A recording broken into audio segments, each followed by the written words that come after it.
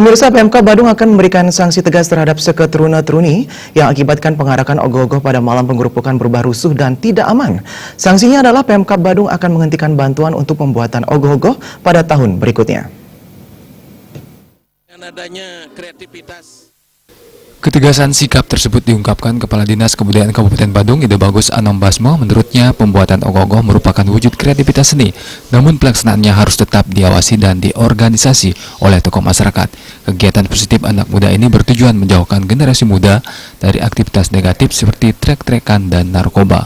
Anom Basmo menegaskan, jika terjadi kerusuhan saat pengarakan ogoh-ogoh, seketeruna-teruni akan dijatuhi sanksi tegas oleh PMK Badung berupa penghentian bantuan untuk pembuatan ogoh-ogoh pada tahun berikutnya.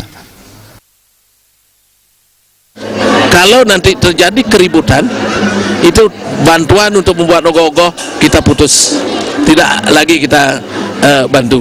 Dengan demikian mereka akan berusaha untuk bagaimana sebaik mungkin, karena mereka tetap menginginkan supaya ke depan dapat bantuan untuk pembuatan ogoh-ogoh ini. Tidak boleh mabuk.